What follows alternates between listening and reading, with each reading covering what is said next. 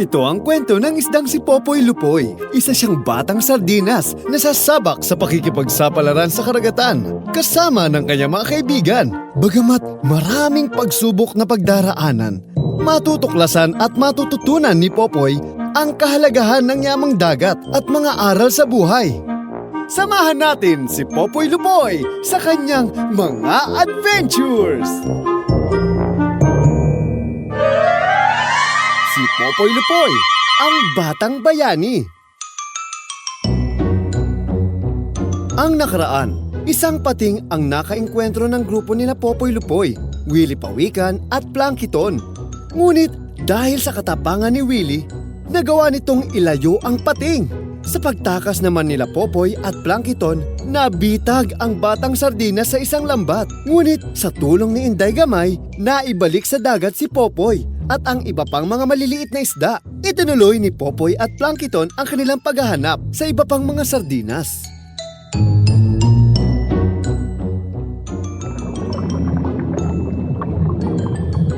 Nakalayo na rin tayo, Plankton! Siguro malapit na rin tayo sa iba pang mga sardinas. Oo nga, Popoy! Teka, nakikita mo ba yun? May isang malaking grupo ng mga isda doon. Oo nga, Plankton! Sigurado mga sardinas sila. Sila na nga yung sinasabi sa atin ni Mang Mameng. Baka nandun pa sila nanay at tatay. Dali, puntahan na natin sila! Sandali lang, Popoy! May paparating sa ibabaw ng dagat. Nakikita mo ba yun? May malaking bangka! Oo nga, Plankton! May hatak silang malaking lambat. Huhuliin nila ang mga sardinas. Anong gagawin natin? Kailangan balaan natin sila. Baka ikaw naman ang mapahamak, Popoy! Hindi natin kayang labanan ng ganyang kalaking bangka! Alam ko na, Plankton! May naisip na akong paraan. Dali-daling pinuntahan ni Popoy Lupoy ang grupo ng mga sardinas upang balaan ang mga ito sa paparating na bangkang may hatak na lambat. Nakaisip din ito ng paraan upang mailayo ang mga sardinas sa kapahamakan. Mga sardinas! May panganib na paparating! Kailangan niyong umalis dito! Anong sinasabi mo dyan, batang sardinas? May paparating na malaking bangkang may hatak na lambat! Tingnan niyo! Kailangan niyo pong umalis dito para hindi kayo mahuli! Oo nga, pero saan kami pupunta? May alam po akong sanktuaryo ng mga isda. Ipinagbabawal po ang panguhuli doon. Sundan niyo po ako! Mga kasama, umalis na tayo rito. Sundan natin ang lupoy na ito. Sinundan ng mga grupo ng mga sardinas si Popoy Lupoy patungo sa sangtuaryo ng mga batang isda sa pag-asang hindi na sila huhulihin ng mga manging isda. Ngunit hindi nila inaasahang susundan pa rin sila ng bangka. Plankton! Sinusundan pa rin tayo ng bangka! Hindi sila dapat manghuli dito ng isda! Oo nga, Popoy! Bilisan na lang natin ang paglangoy! Mga kasama, bilisan natin! Malapit na ang bangka! Bilisan na natin! May isa pang bangkang paparating! Paano na to ngayon? Pero, minto ang bangkang humahabol sa atin! Oo nga no! Tingnan natin sa taas kung ano ang nangyayari!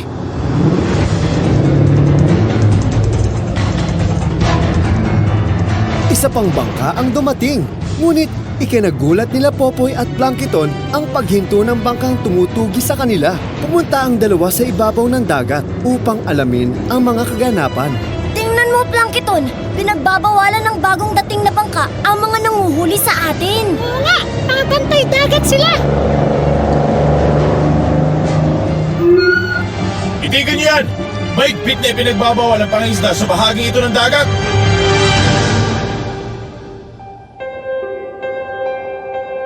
Inaresto ng mga bantay dagat ang mga mangingisdang ilegal na nanghuhuli sa Marine Protected Area o sa sangtuaryo ng mga isda. Kinumpiska rin ang kanilang lambat na ipinagbabawal gamitin.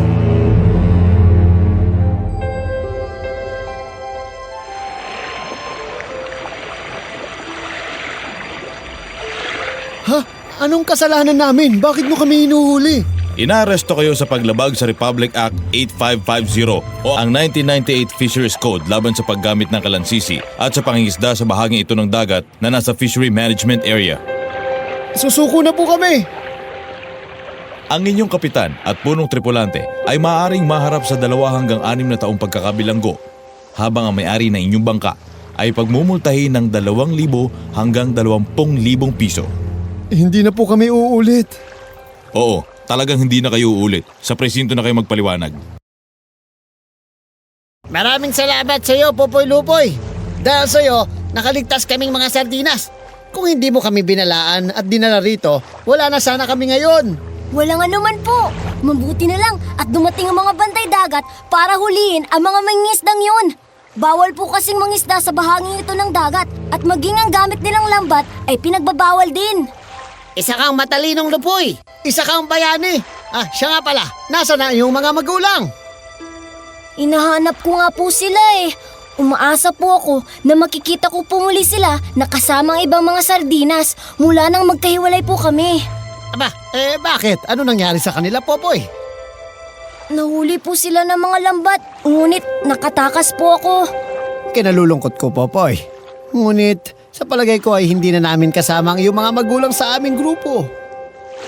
Ganun po ba? Ngunit maaari kang sumama sa amin. Kung gusto mo, mas ligtas ka sa panganib kung mas marami kang kasama at hindi ka nag-iisa sa dagat. Ituring mo na kami na iyong pamilya. Ngunit hindi kami magtatagal sa lugar na ito. Marami pong salamat sa inyo. Tinatanggap ko ang inyong imbitasyon. Ngunit kailangan ko pong ituloy ang aking paghahanap sa kanila. Balang araw, makakasama rin po ako sa inyo. Aba, ikaw ang bahala, Popoy. Basta't mag-iingat ka. Bakit ayaw mo sumama sa kanila, Popoy? Aalis din sila dito sa santuario. Nalulungkot kasi ako, Plankton. Dahil hindi pala nila kasama sila nanay at tatay. Siguro nga, hindi na kami magkakasama-sama gaya ng maraming mga isdang nawalay sa kanilang pamilya. Ay, darating ang panahon na ikaw na mismo magkakaroon ng sarili mong pamilya, Popoy. At alam kong gagawin mo ang lahat upang maprotektahan sila. Sana nga, Plankton. Sana nga. Ikaw si Popoy, hindi ba? Ako nga. Ako pala si Dajaw. Kasama ko sa grupo ng mga sardinas na nailigtas mo kanina. Kamusta ka, Dajaw? Mabuti naman at ligtas ka. Ito pala ang kaibigan kong si Plankton. Kamusta, Plankton? Mabuti naman ako, Dajaw. Gusto ko lang magpasalamat sa ginawa mo. Ang tapang mo kasi at ang talino mo pa. Hindi naman. Nagkataon lang. Marami na rin kasi akong natuklasang bagay sa paglalakbay namin. Ang galing mo naman pala, Popoy. Sana makasama rin ako sa inyong paglalakbay. Pero natatakot ako sa mga tao. Hindi ka naman dapat matakot sa lahat ng mga tao. Sa katunayan, mayroon nga kaming kaibigan na isang batang babae, si Inday Gamay. Mabait siya at ilang beses na niya kaming natulungan. At ang mga humuli kanina sa mga mangingisda ay mga bantay dagat. Sila ang tumulong sa atin. Siguro nga tama ka, Popoy. Hindi ka pa sasama sa amin? Baka hindi mo na ngayon, Dajaw. Pero sana magkita pa rin tayo ulit. Oo nga, Popoy. Magkikita pa rin tayo balang araw. Maraming salamat muli sa'yo, Popoy. At sa'yo na rin, Plankton. Paalam! Sa tulong ni Popoy, nagawa nitong iligtas ang mga sardinas mula sa mga mangingisdang gumagamit ng iligal na lambat at nanguhuli ng isda sa ipinagbabawal na lugar.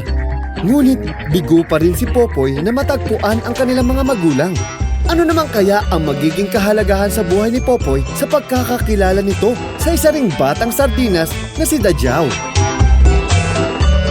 Muling samahan si Popoy Lupoy at ang kanyang mga kaibigan sa kanilang mga adventure!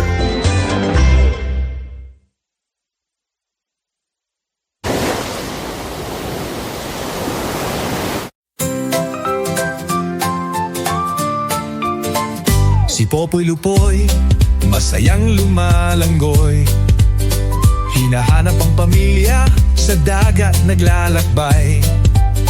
Ngunit isang panganib, kanyang napansin. May lambat na paparating, kailangang magmadali.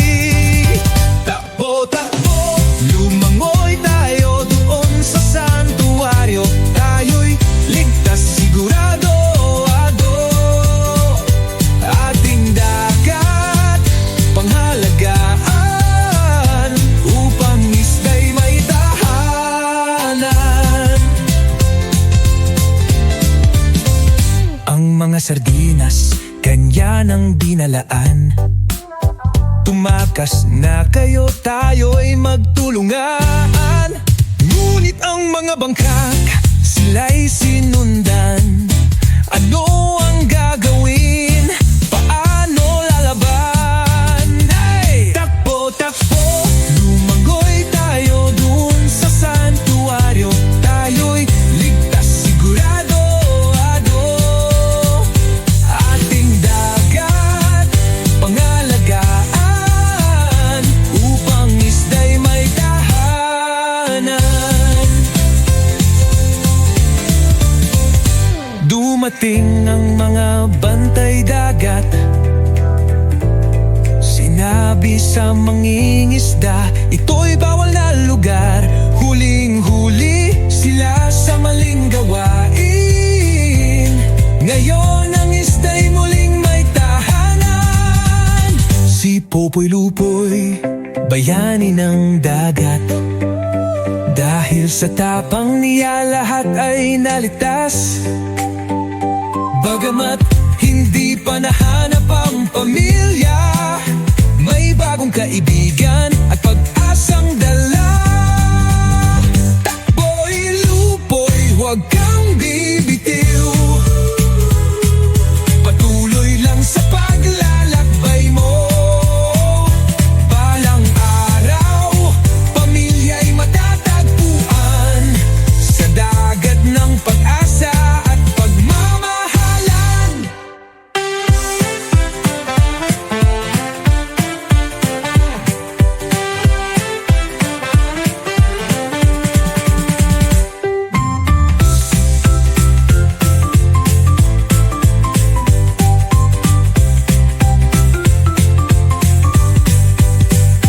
Popoy Lupoy, huwag kang bibitiw.